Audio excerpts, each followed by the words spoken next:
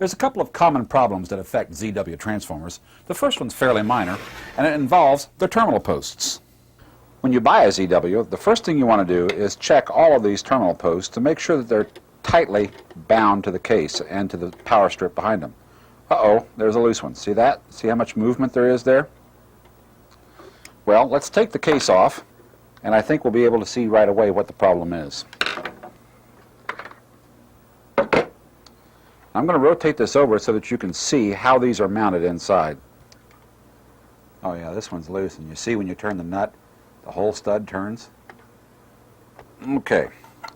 What we need to do is get a flat chisel and a hammer and very carefully remove the little peening that's on the back of these binding posts.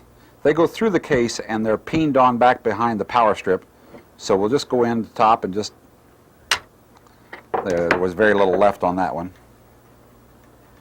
And remove the defective binding posts, like that. This is what a new replacement binding post look like. You can obtain these from trained parts dealers. When you remove the nut, notice that when you do, the binding post has a knurled side and the smooth side. You want to be sure to put this knurled side with this rough surface right into the transformer like this. Save yourself a lot of grief and consternation. Get a pair of tweezers or long-nose pliers and hold the nut like this so that you can get it started on the back without it falling down in behind the case.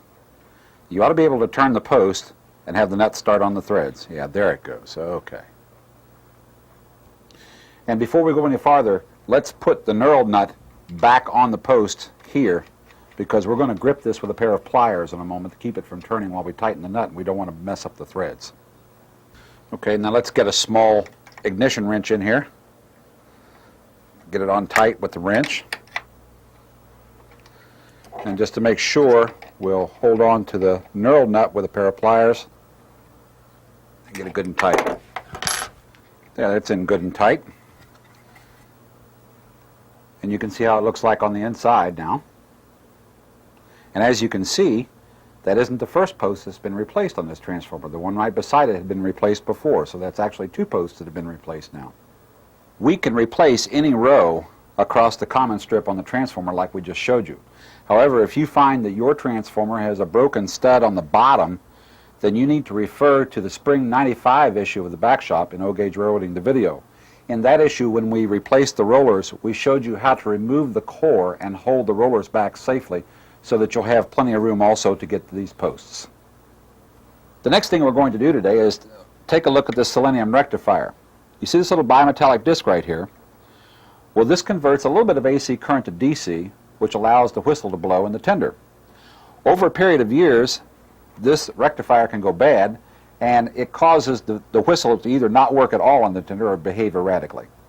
We're going to replace this selenium rectifier with a silicon diode. The diode is a much more rugged device that converts this AC to DC, and it will last the life of the transformer. This is what a diode looks like. The smaller one is a 15 amp diode shown here, and the large one is, about a 40 amp diode. When you put a diode in a ZW transformer, you want to put the larger one in, because the small one doesn't leave you enough margin for error. If you have a short that causes the circuit breaker to trip in a ZW, the circuit breaker takes about 15 amps. You want that breaker to trip before the diode does. If you use the small diode, you could blow the diode before the circuit breaker trips. With the 40 amp diode, you are sure that the circuit breaker will trip before the diode does. You can obtain these diodes from electrical distribution or supply houses. What you're looking for is a 40 amp 400 volt anode to case diode. The national semiconductor number is NTE 5991, but that number will cross-reference to scores of other manufacturers of diodes, so you don't need specifically that national semiconductor model. So be sure when you go for a diode that you specify an anode to case or common anode diode. We're going to go in and take this selenium rectifier out of the transformer. In order to do that, we need to unsolder two wires, one over here and one up here on the bulb stanchion. Okay, let's get to this wire first. We'll unsolder it. This is right up on the bulb stanchion. Okay. Then we'll turn it around. We'll get this wire right here on this brass solder lug. There we go. Now, we've got the wires unsoldered. We're going to go into these two mount screws that are at the base of this light bulb stanchion and remove those screws. Now, this is not for the faint of heart, because once you have done this, this whole stanchion will lift up. Now, I don't want you to panic if you see a few parts dangling loose. We'll cover that in a moment. There's the first screw. Then we'll go back and get the one at the back.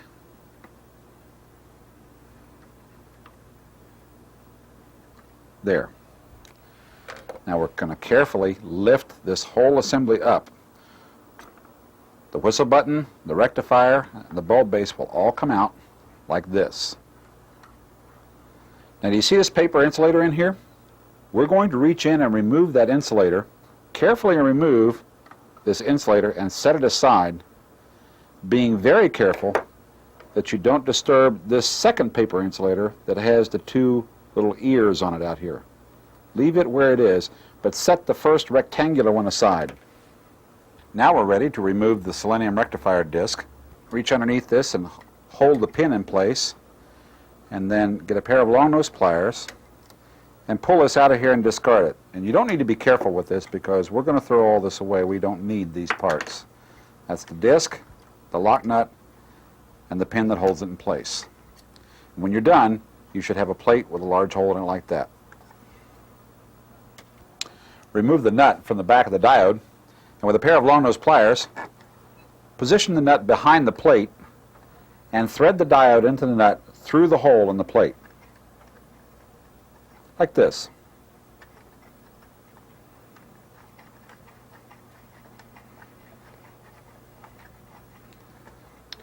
And once you get it finger tight, you need a couple of wrenches. In this case, it's 11/16 and 7/16, and tighten the diode onto the bracket. That's what it should look like. This would also be a good time to clean the contact points on the whistle switch. If you have some tuner cleaner, you can spray the tuner cleaner on there, and that would do a good job. If not, some rubbing alcohol and a Q-tip will work just as well. You find the contact points located right behind the black plastic of the whistle switch. There they are. You can see how much dirt is on those points. Now that should work a lot better. Okay, well, now we're ready to put our light bulb stanchion and bracket back in place, but before we do, we want to go inside here. Let's lift this up and take a look and make sure that this paper insulator is in the proper place. Oh, now see, in our handling, we've dislodged this a little bit, and if it looks like this, you want to put these tabs back down and position it directly over that copper solder lug. Once you've done that, then you need to put the second insulator in place. Remember this piece of paper with the 4 holes in it? Position it so that the 4 holes on the paper are closest to the core of the transformer, and also so that this plastic tip comes through the hole as well as this one right here. There, now that looks good. Should look like that when you've done it correctly. Now we're ready to carefully position this bracket back over the top. And I'm saying carefully because you want to be sure not to dislodge the paper that you just put in place. And you're going to encounter some interference with the wires because you've bent them around a little bit, but when you position this back in, you should see that same plastic tip come up through. If you see that, that means that the insulator papers are in their proper place and you're ready to put the screws in. Locate a screw down through the hole and start tightening it in place.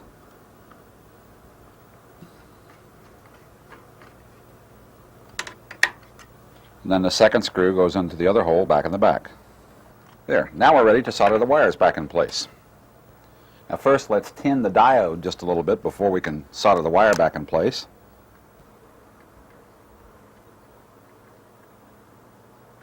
Okay. And then position the wire back in the hole. Like that. And solder the wire back in place.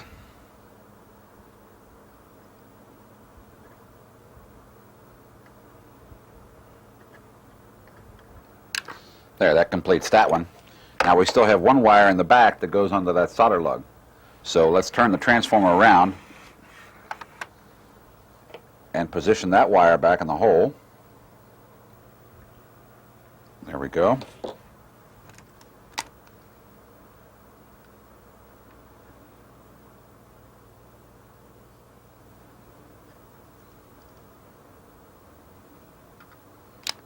There.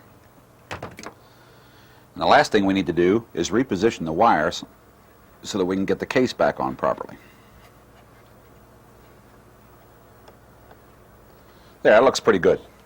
Now, let's turn it around, and the last thing we want to do is make sure all the wires are away from the roller arms so that the rollers don't chafe any of the insulation on the wires. That looks good. All right, let's put the top of the case back on. Put the screws in, and then once we get the case buttoned up, let's take it on the layout and see how it performs.